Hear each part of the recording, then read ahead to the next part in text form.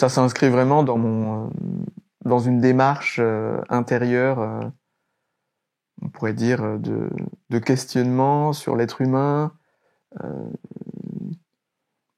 sur, on pourrait dire, une sorte de volonté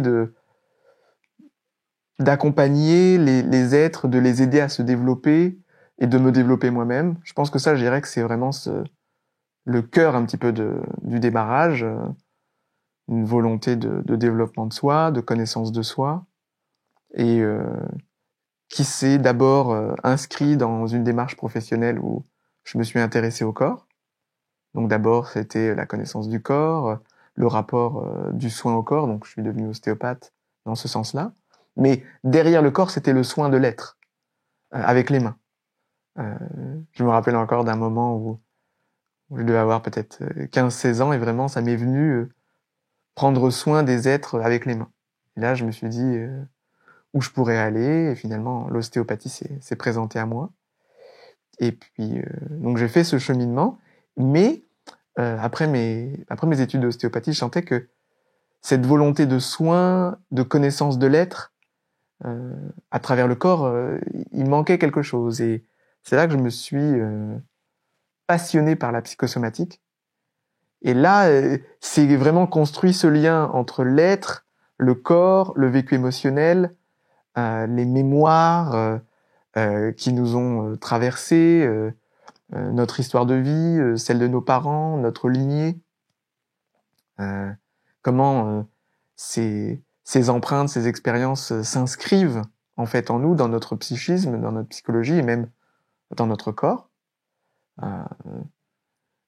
Certains vont même faire des liens justement avec ces mémoires, on va dire de d'autres vies, et qui laissent en fait vraiment une sorte de voilà, d'empreintes qui se manifestent ensuite dans notre façon de penser, dans notre façon de vivre les choses, dans les événements même qu'on attire à un certain degré.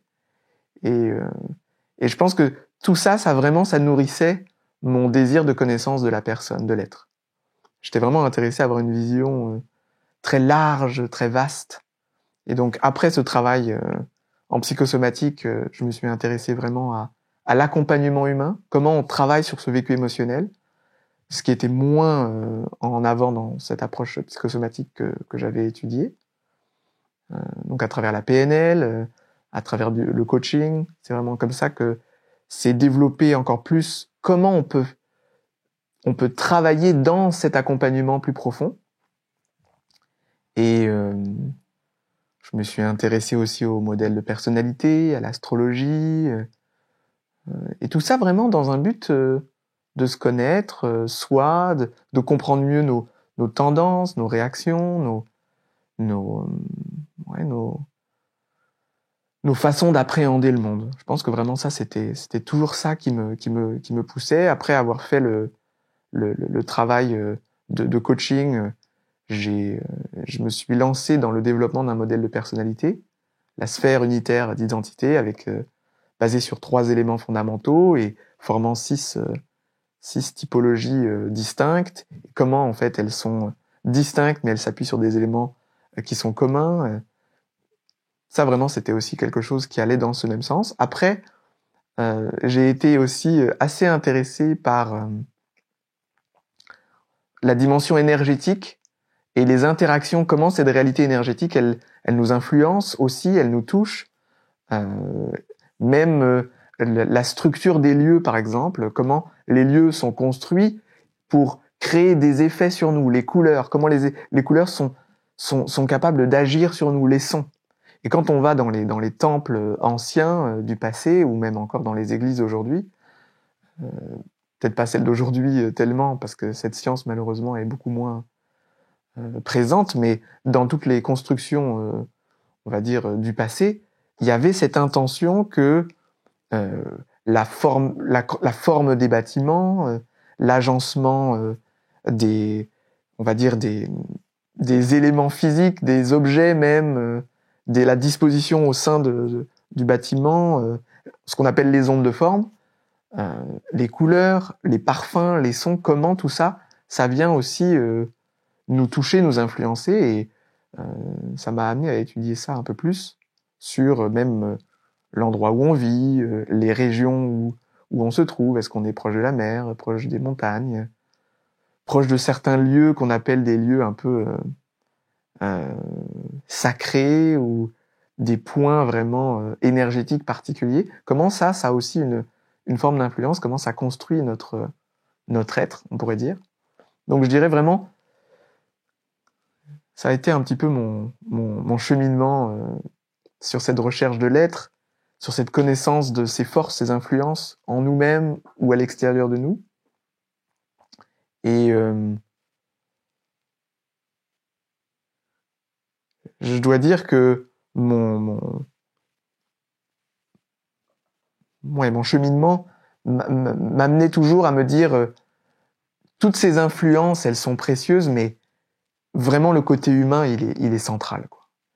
Comment on a tendance parfois à voir toutes ces influences, puis à peut-être pas nécessairement autant se rendre compte que de toutes les grandes influences célestes, certains diraient astrologiques, ou telluriques, concrètes, toutes les forces de l'environnement,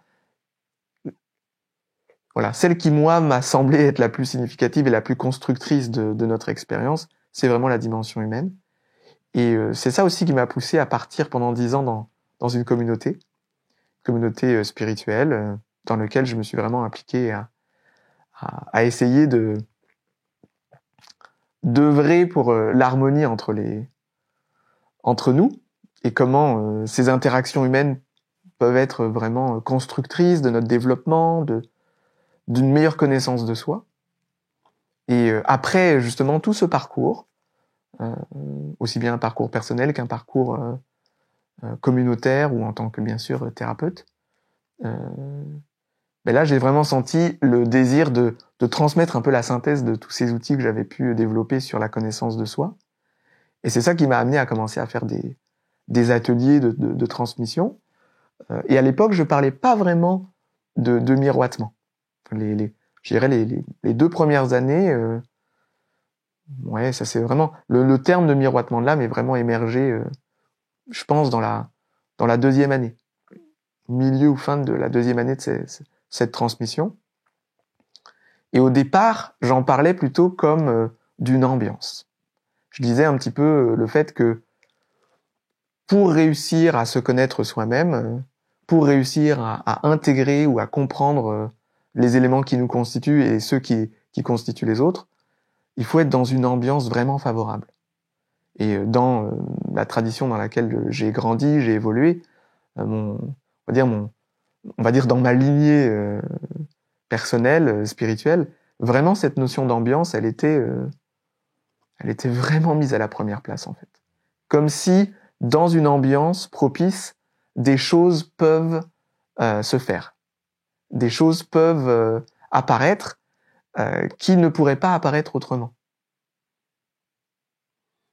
C'est ça. Et en fait, j'ai envie de dire, dans toutes les traditions, cette notion d'ambiance, cette notion de condition, ouais, c'est quelque chose en réalité d'assez central. Donc, pour moi, ça, c'était essentiel. Et donc, dans la manière dont je transmettais ce que j'avais pu acquérir, pour moi, l'essentiel, c'était de dire, au-delà des connaissances que je peux amener, c'est important qu'on crée une ambiance ensemble dans laquelle on va se sentir suffisamment bien pour, on va dire, être partie prenante de l'expérience. Que c'est pas seulement quelqu'un qui enseigne, quelqu'un qui transmet une chose, mais plutôt, il y a quelqu'un qui est un petit peu une sorte de facilitateur, qui a des connaissances, qui a des éléments à donner, mais derrière ça, il y a cette création d'une ambiance dans laquelle tout le monde est partie prenante, mais qui va permettre à quelque chose d'opérer, de se faire. C'est un peu la différence entre la prise de conscience qui se passe à l'intérieur de soi et des connaissances qui sont transmises. On peut recevoir plein de connaissances pendant des années, mais que ces connaissances ne créent pas en nous ce qu'on pourrait appeler un éveil de conscience ou une transformation profonde. Mais pour que cette transformation profonde arrive grâce à des connaissances, il faut une ambiance, il faut une expérience, il faut quelque chose de plus qui va faire qu'on va lire une phrase un jour Et cette phrase, elle va nous ouvrir les yeux, alors qu'on la connaît, cette phrase, depuis peut-être très longtemps. Donc cette notion d'ambiance, pour moi, elle était vraiment clé. Et je disais même, les connaissances, c'est une chose, mais au-delà de ces connaissances, si l'ambiance n'est pas là, c'est un petit peu comme si la substantifique moelle qui se trouve dans cette connaissance, elle ne peut pas agir, elle ne peut pas nous transformer, nous toucher, nous bouleverser. Donc j'en parlais comme ça, et donc on prenait vraiment soin que chacun se sente partie prenante de l'expérience de transmission, d'enseignement. Donc ça avait un côté plus lent parce que on peut moins dérouler toutes sortes de connaissances, mais ça avait l'avantage de faire que chacun se sent responsable aussi un peu de cette ambiance, et puis est un petit peu obligé d'y contribuer. Et puis je dirais que ça aussi, ça a un impact sur le fait qu'on peut pas être tellement nombreux non plus. Parce que là, si on est très très nombreux, cette participation, elle est un peu réduite. Donc, au départ, ça s'est placé comme ça. On faisait des petits groupes. Il y avait cette ambiance qu'on devait construire petit à petit. Et puis, à un moment donné, c'est vraiment devenu évident que cette construction d'ambiance, elle se situait essentiellement dans le regard. Quel regard on porte les uns sur les autres? Comment on se regarde? Comment on choisit de se regarder, je devrais dire plutôt. Parce que comment on se regarde, c'est un peu de base, mais comment on choisit de se regarder, là, ça prend la conscience, là, ça prend une intention. Et j'ai envie de dire, c'est un peu comme ça que vraiment est née cette idée que, en ayant cette intention de regarder l'autre dans son côté lumineux, dans son côté rayonnant, dans ce qui nous touche, nous, ben, y a un lien qui s'établit entre l'autre et soi, mais dans une perspective vraiment belle, lumineuse. Et c'est un petit peu comme si, en étant dans cette ambiance où on se regarde les uns les autres, avec cette intentionnalité, eh bien, une ambiance se crée relationnellement. Et dans cette ambiance, des enseignements, des connaissances, des vérités, elles prennent une autre dimension.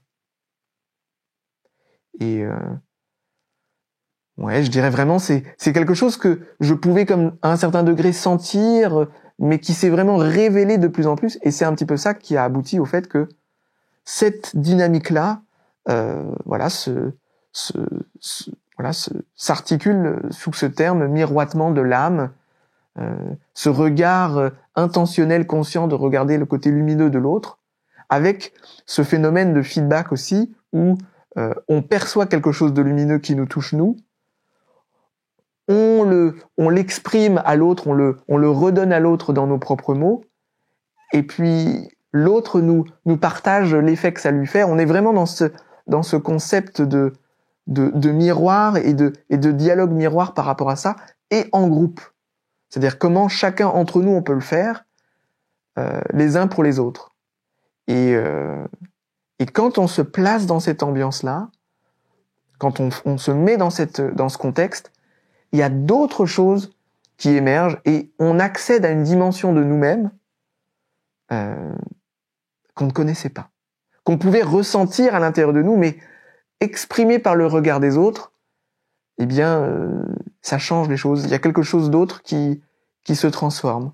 Un petit peu comme si on crée une ambiance de sécurité pour être capable de se sentir vu d'une façon vraiment belle et vraiment vraie. Il y a vraiment là, dans cette vision-là, une objectivité aussi, parce que les personnes, quand elles font ce travail de miroitement, elles sont honnêtes. Elles ne disent pas quelque chose pour faire plaisir, elles sont dans une vérité de ce qu'elles ressentent. Ouais. Et vraiment, c'est un petit peu je dirais, c'est vraiment ça qui...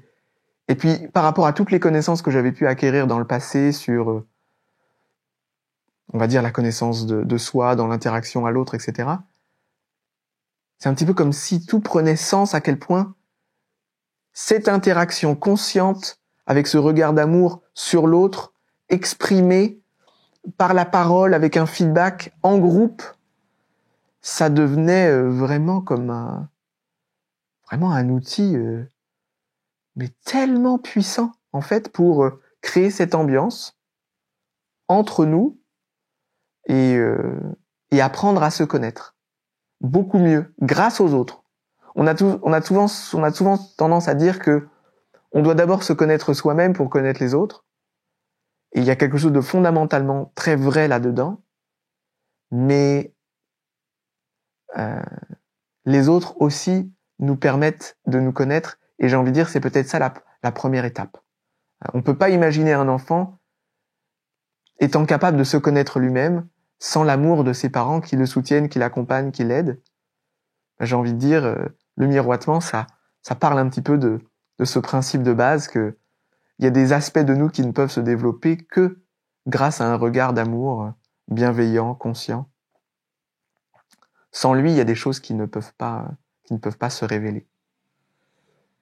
Ouais.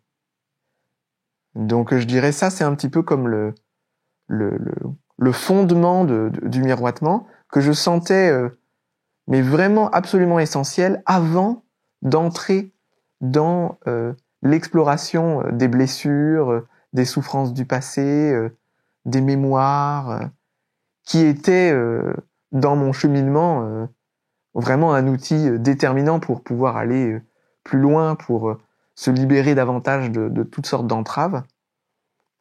C'est un petit peu comme si je sentais à quel point la création de cette ambiance de sécurité, d'amour, mais avec une dimension très objective par le groupe, permettait de créer des conditions où on peut commencer à toucher des zones beaucoup plus peut-être souffrantes ou difficiles, mais en fait, ces zones-là reliées à, on va dire, cette qualité ou cette lumière que l'on porte. Un petit peu comme si l'ombre que l'on peut porter en soi, elle est directement en résonance avec la lumière que l'on porte aussi. C'est un peu l'image un peu d'un objet qui est éclairé par une lumière, mais qui n'est pas assez transparent pour qu'il n'y ait pas une ombre derrière. Mais est-ce qu'on peut concevoir l'ombre derrière l'objet sans la lumière qui se projette sur lui? Ben non, c'est complètement intrinsèquement relié. L'ombre de l'objet va avec une lumière qui est dessus. Eh bien, c'est un petit peu comme si on pouvait regarder nos souffrances, nos problèmes, nos empreintes, nos mémoires, un peu comme une ombre d'une lumière qui est aussi absolument intrinsèquement reliée, mais qui n'a pas encore pu peut-être transformer cet objet et nous permettre de toucher à cette transparence qui là fait que l'ombre n'a plus lieu d'être. Donc, comme on est encore sur le chemin de la transparence, c'est normal qu'il y ait encore des ombres, mais en fait, c'est quelque chose de très normal, et c'est tellement plus constructeur et inspirant d'approcher nos ombres en comprenant que c'est un élément secondaire à la lumière que l'on porte. Donc, autant commencer par l'essentiel, ce côté lumineux, ce côté finalement principal, et donc j'ai envie de dire c'est un peu ça qui a mis tellement dans ma vie vraiment l'accent sur ce miroitement de l'âme, la reconnaissance de cette lumière que l'on porte les uns les autres. Si on parle un peu de la pratique du miroitement, je dirais au départ, pour continuer un petit peu dans ce fil du développement de cet espace, moi au départ j'avais vraiment l'idée que avec les connaissances, quand on comprend bien le mécanisme, et puis qu'on acquiert au fur et à mesure des connaissances qui sont vraiment très aidantes pour se connaître soi-même,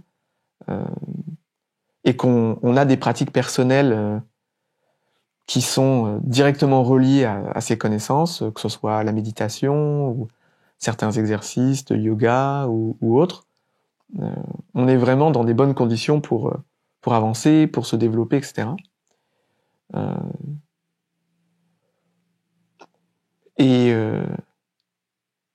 Par rapport à cette notion d'ambiance, ce que je me suis rendu compte, c'est que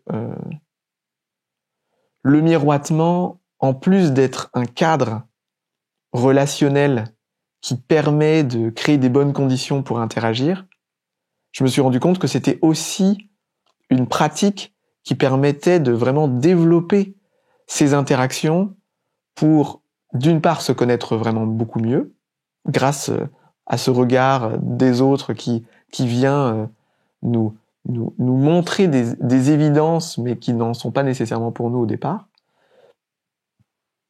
mais aussi que, par la pratique, des dimensions de soi-même ou de notre capacité à percevoir les autres grandit, s'élargit et nous permet petit à petit de percevoir des choses auxquelles on n'aurait même pas pu penser au départ quand on a commencé les pratiques. C'est un petit peu comme si la pratique du miroitement, au début, elle est là pour créer un cadre éthique.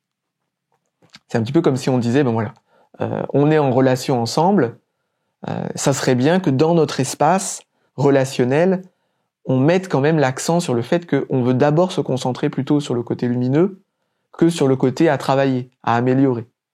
Et c'est un petit peu comme une sorte d'éthique relationnelle, de dire, je suis en relation avec une personne, je dois avoir en tête, on va dire, les éléments précieux qu'elle porte, cette personne, et non pas tout le temps me concentrer sur les choses qui me dérangent, qui me perturbent, qui me gênent. Parce qu'en fait, dans la relation, quand on met tout le temps l'accent sur le négatif, eh bien, on vient comme vraiment détruire la qualité de la relation. C'est un petit peu comme si on venait saboter le lien d'amour qui est là. Donc, on peut très bien voir le miroitement comme un cadre dans lequel on va rentrer en relation les uns avec les autres, comme un cadre éthique. Donc ça peut être une pratique simple, établie entre personnes, de se dire, on peut se parler de choses qui vont pas, on peut se parler de choses qui nous dérangent, mais on inscrit ça dans un cadre où on est quand même toujours en lien avec le côté précieux, le côté, on va dire, valeureux de l'autre.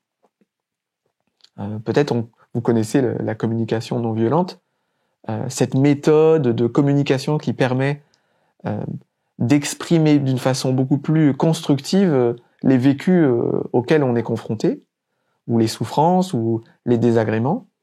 Eh ben, j'ai envie de dire, par rapport à cette méthode de communication, on va dire plus éthique, eh ben, j'ai envie de dire le miroitement, il apporte une dimension qui dépasse le cadre de la situation elle-même, entre guillemets, mais qui met l'accent aussi sur le fait de renforcer, en même temps qu'on souligne quelque chose qui va pas, des éléments précieux que l'autre porte. Pour comme garder toujours un équilibre. On pourrait dire que c'est une forme un peu plus constructive encore d'une éthique relationnelle. Donc ça, c'est un peu une pratique, on va dire simple, que les gens peuvent installer dans leur vie, de se dire, on va quand même regarder le côté positif aussi, de l'être, plutôt que de souligner seulement les choses qui vont pas. C'est valable dans la famille, dans l'entreprise, dans les rapports sociaux. C'est une pratique vraiment très protectrice en fait. Parce que quand quelqu'un commence à mettre toute une emphase sur des choses qui vont pas très négatives, très souffrantes en tout cas pour l'autre, même si les points qui sont soulignés sont vrais, dans l'ensemble de la relation, il manque quelque chose. C'est pas assez beau là. Ce n'est pas constructeur. Ce n'est pas constructeur. Assez. Et on voit tous les méfaits que une concentration exclusivement focusée sur le négatif peut entraîner. On le voit très bien dans l'éducation des enfants. Il y a combien d'exemples nous montrent ça. Ça ne veut pas dire ne pas parler des choses qui sont à améliorer, qui sont à changer, mais mettre ces éléments-là dans un cadre un peu plus digeste, où on souligne quand même qu'il n'y a pas que cet élément négatif dans la relation. Donc, on peut le voir comme un cadre éthique, relationnel, qui sert un peu de garde-fou, de justifier on va dire des tirades vraiment critiquantes, jugeantes, méchantes, parce qu'on a raison de ce qu'on dit, et en fait on est en train de saboter l'aspect relationnel. Donc c'est un peu comme une façon de préserver les échanges et d'avoir aussi le droit d'intervenir quand on sent qu'il y a un déséquilibre. Pas que les points sont faux.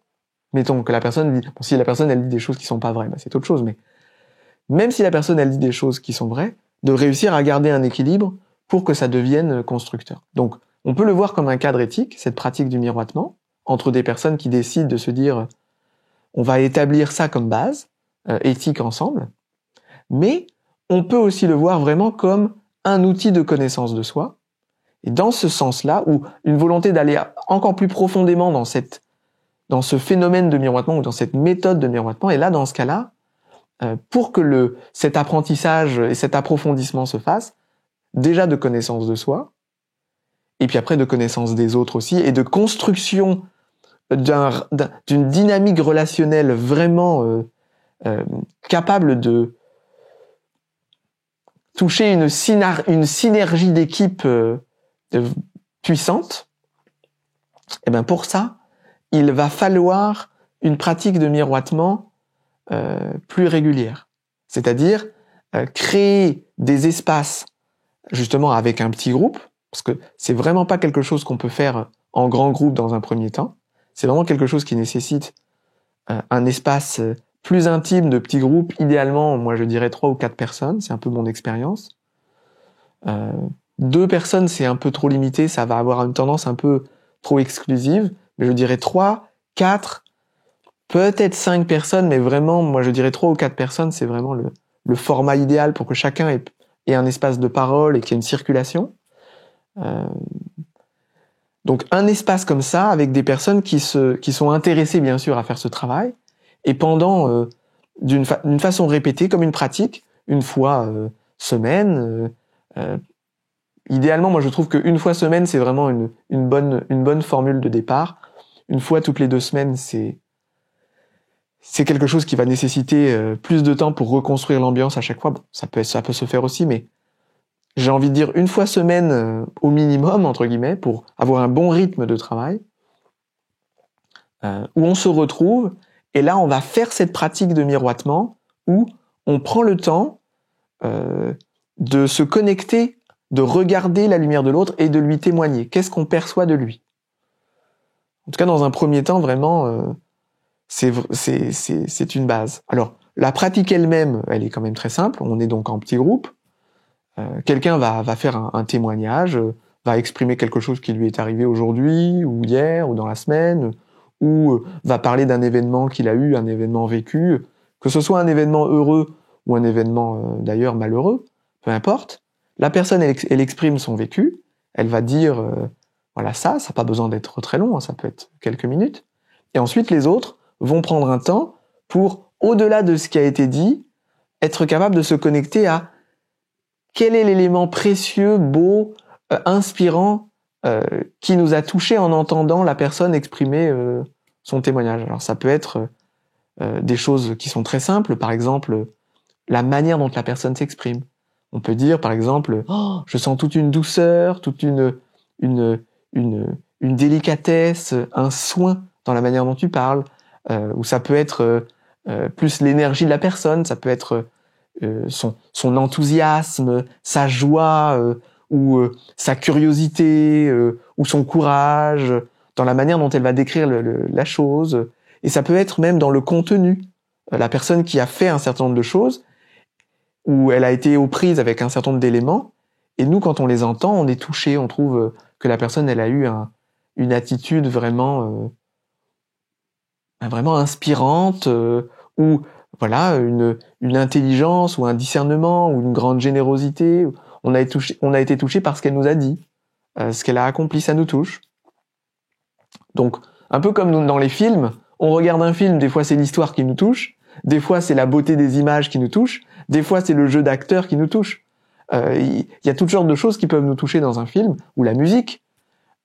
Donc j'ai envie de dire, c'est un petit peu ça, on va partager ce qui nous a touché, on le fait en groupe, donc chacun va, à tour de rôle, va pouvoir faire ce miroitement à la personne qui a parlé, et puis ensuite la personne qui a reçu ces miroitements, eh bien, elle va exprimer un feedback, elle va pouvoir dire un petit peu qu'est-ce qu'elle ressent, qu'est-ce qui la touche elle-même de se faire dire tout ça. Alors souvent au début, on croit qu'on ne mérite pas ces miroitements. On se dit, ben non, c'est exagéré, vous en mettez trop, c'est pas vrai, vous le faites pour me faire plaisir, mais dans le fond, je sais bien que j'ai pas vraiment manifesté ça. Parce qu'on n'a pas été habitué souvent à être vu ou à ce qu'on souligne les qualités naturelles que l'on porte. En tout cas, peut-être dans certains environnements d'excellence, ça se peut, mais en général, c'est très rare qu'on ait été élevé ou qu'on ait eu la chance d'être dans des environnements humains où les gens font l'effort de souligner qu'est-ce qui les touche. Souhaitons que ça se développe et que ça devienne une norme. Mais pour l'instant, en Occident en tout cas, j'ai l'impression même un peu partout, c'est pas classique. Donc, les premiers temps, on n'est pas habitué. Donc on a tendance un peu à repousser les commentaires, les qualités qui sont exprimées. On va douter, c'est normal. Puisque les gens, dans notre vie, ne nous l'ont pas fait, ce miroitement de façon plus répétée, bah on se dit, mais comment ça se fait qu'on me l'ait pas dit si c'était vraiment ça que je manifestais. Mais on nous l'a pas dit parce qu'on n'avait pas l'habitude de le faire entre nous. C'est une habitude à prendre. C'est comme dire merci. Un enfant, il dit pas merci si on lui demande pas de le faire. Au début, il ronchonne un peu, il fait la moue, oh, je veux pas, merci. Il va faire une petite formule comme ça, et puis d'un coup, on lui dit, mais non, mais dis autrement, ça va pas. Et puis après, l'enfant, petit à petit, il s'habitue, et puis pour lui, ça devient normal, que quand il reçoit quelque chose, bah, il dit merci, et puis quand lui, il donne quelque chose aussi, les autres disent merci. C'est un dialogue, c'est un échange. Voilà, la gratitude, ça s'apprend. Ça s'apprend. Donc, c'est un peu la même chose, le miroitement, bah, ça s'apprend aussi. Et donc, dans un premier temps, les personnes, elles ont tendance à avoir une crainte, un doute, même un refus, plus ou moins fort. Et puis, à la longue, et c'est pour ça que la répétition, elle est vraiment essentielle, c'est pour ça que ça doit être vu aussi comme une pratique si on veut vraiment appréhender, approfondir cet outil.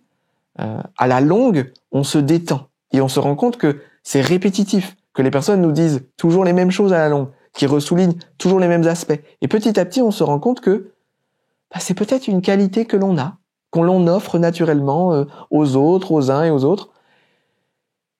Et on commence à se faire à l'idée que c'est vrai. Et on commence à se rendre compte de plus en plus à quel point dans notre vie ça se manifeste. Et puis quand cette qualité ou cette dimension de nous, elle se confirme, elle se conforte, on devient de plus en plus en paix. Et bien souvent, ce qui va se passer, et ça c'est en général au bout de quand même de quelques mois de pratique, eh bien il y a d'autres aspects de nous que les uns et les autres vont commencer à voir. En fait, on est bien plus que ce que l'on manifeste. Mais dans un premier temps, on manifeste certaines choses qui sont vraiment, on pourrait dire, les choses un peu premières de nous-mêmes. Et plus ces choses premières sont reconnues, validées, ancrées par l'environnement et donc par nous, plus d'autres aspects vont commencer à voir le jour. Et donc, au départ, on peut souligner qu'on est vraiment très peut-être gentil, doux, tendre, à l'écoute. Mais au fur et à mesure que cette dimension-là, elle va être validée, renforcée et ancrée dans la personne, peut-être que d'autres aspects, la personne va pouvoir manifester. Peut-être qu'elle va manifester un côté un peu plus créatif, peut-être spontané, peut-être un côté un peu plus réflectif, approfondi, curieux. En réalité, on les a toutes les qualités à la fin. Dans l'absolu, on les a toutes. Mais elles ne sortent pas dans un premier temps facilement. En premier. Donc, toutes en même temps. Donc, sauf dans certains contextes, elles peuvent peut-être un peu plus sortir. Mais de manière générale, il y a certaines qualités qui sont beaucoup plus naturelles à sortir. Et quand elles sont validées, reconnues, eh ben, d'autres commencent à se sentir à l'aise de pouvoir se montrer davantage. Et c'est un petit peu ça, ce processus de connaissance de soi grâce au miroitement. C'est que, au départ, des qualités vraiment premières vont pouvoir se manifester, être reconnues. Et au fur et à mesure que ces qualités le sont, d'autres facettes de nous-mêmes, qu'on ne montrait que rarement ou presque pas, vont pouvoir commencer à se manifester. Et c'est grâce à ça que une idée de notre être, une idée de notre structure d'être, de notre modèle de personnalité commence à apparaître petit à petit. C'est dans ce sens-là que le miroitement est vraiment comme un support de construction d'une connaissance de soi, grâce à ce phénomène de reconnaissance des qualités que l'on porte, et aussi des qualités secondaires qui émergent au fur et à mesure dans cette ambiance et dans cet ancrage. De la même façon, plus on devient conscient des qualités que l'on porte, plus vont commencer aussi à apparaître les points de vulnérabilité qui sont attachés à ces qualités. Donc par exemple, quelqu'un qui a tendance à être très généreux et qui donne généreusement aux êtres quand il voit des choses à offrir, eh bien, en général, cette tendance et ce bonheur en fait d'offrir, de donner, de partager, qui est un bonheur, hein, il y a une joie à donner, il y a vraiment un bonheur à être généreux. Hein, quand on aime voilà, pouvoir dire « Venez chez moi, je fais un grand party, il va y avoir ci, il va y avoir ça. » Hein, ça, on aime ça, il y a comme un grand bonheur à être généreux. Eh bien, il y a aussi le point que parfois on va manquer, en fait, on va manquer de discernement proportionnellement à cet élan de générosité. Si on a un grand amour pour être généreux, qu'on aime ça, eh bien, il y a des bonnes chances aussi que la tentation soit grande de pas être trop regardant à qui on donne. Mais bien sûr, ça, en ne regardant pas trop à qui on donne, parce qu'on aime donner, à la longue, ça nous amène souvent dans des situations un peu souffrantes où on se rend compte qu'on a donné peut-être un peu trop, ou finalement on pensait que la personne, elle était vraiment intéressée à ce qu'on donnait, mais finalement pas tant que ça. Et donc là, on va avoir toutes sortes de ressentis un peu de désillusion, de trahison, voilà, toutes sortes de souffrances qui vont être en lien avec cette tendance, cet élan d'amour. Donc, plus on devient conscient aussi des qualités que l'on porte naturellement, plus aussi vont apparaître des points de vulnérabilité qui entraînent souvent un certain nombre de souffrances et de drames, mais qui sont aussi là pour nous aider à maîtriser cette qualité que l'on porte. Donc, j'ai envie de dire vraiment le miroitement, pour qu'il puisse sortir de ce cadre éthique et qu'il devienne vraiment un outil de connaissance de soi et de révélation des qualités que l'on porte, mais aussi des points de vulnérabilité qui sont associés et de toute la dimension de qualités plus cachées qui sont en nous qui ne sortiraient pas dans un premier temps. C'est pour ça que ça nécessite un temps, une pratique, j'ai envie de dire régulière, mais aussi avec un groupe de personnes qui eux aussi ont une forme de régularité, parce que c'est aussi dans l'interaction que cette révélation elle se fait. Donc j'ai envie de dire bien se retrouver avec deux personnes qui sont habituées à faire cette pratique, ça nous permet d'aller de plus en plus loin dans la connaissance de soi et aussi dans une meilleure compréhension de ce qui nous arrive, de nos points de vulnérabilité, mais aussi de mettre en lumière des qualités qui sont tellement importantes à nos yeux et qu'on peut de plus en plus incarner dans notre vie, dans notre travail ou dans les contextes dans lesquels on s'engage. On pourrait dire le but dans ce sens, c'est de laisser petit à petit émerger cet espace vocationnel ou vraiment les espaces de vie, d'activité, de travail dans lesquels nos qualités peuvent être vraiment les plus manifestes. Donc petit à petit, grâce à ce travail de miroitement, ça apparaît. Ça se fait pas du jour au lendemain. J'ai envie de dire, il faut vraiment voir cette pratique pour atteindre ce niveau vocationnel. Il faut le considérer pas seulement en mois, mais peut-être en années, quelques années, pour que vraiment ces éléments se révèlent et se présentent comme des évidences et s'incarnent aussi dans notre vie comme quelque chose de très concret. Si on voulait aller encore plus loin, eh bien, grâce à cet espace vocationnel qui se développe et en lien avec d'autres personnes qui sont eux aussi dans cette même démarche de connaissance de soi, eh ben, peut apparaître comme ça au fur et à mesure des possibilités de collaboration, de projets qui permettent d'aller encore plus loin dans la connaissance de soi en lien avec un projet qui nous dépasse. C'est-à-dire que il y a toute une dimension de connaissance de soi qui est reliée à soi, mais il y a une dimension de connaissance de soi qui est reliée à comment on s'inscrit dans quelque chose de plus grand. Imaginez un peintre qui fait des tableaux et imaginez un peintre qui devient celui qui est choisi pour faire une fresque dans une cathédrale ou dans un lieu, dans une architecture où d'autres sont impliqués à construire le bâtiment, à aménager les espaces, à s'occuper de l'aménagement interne et externe. Eh bien, j'ai envie de dire, pour le peintre, on peut penser à la chapelle Sixtine, par exemple. Pour faire la chapelle Sixtine, il faut pas seulement un peintre de génie. Il faut aussi des bâtisseurs, il faut aussi une architecture, il faut aussi une intentionnalité dans cet espace. Eh bien, j'ai envie de dire, le peintre, dans sa dimension de peintre, prend une autre dimension quand il s'inscrit dans un projet avec d'autres. Eh bien, je dirais, c'est un petit peu ça, peut-être l'étape peut-être encore plus grande de connaissance de soi, c'est comment on peut, en découvrant vraiment l'espace vocationnel que l'on porte, construire avec d'autres des espaces vocationnels communs autour d'un projet. Alors, comment comprendre le miroitement dans cet esprit ? J'ai envie de dire, c'est un peu comme une pratique qui nous amène à aller encore plus loin dans non seulement l'excellence que l'on porte, mais aussi l'excellence que d'autres portent et comment on peut créer une interaction entre nous dans un projet, dans un travail commun.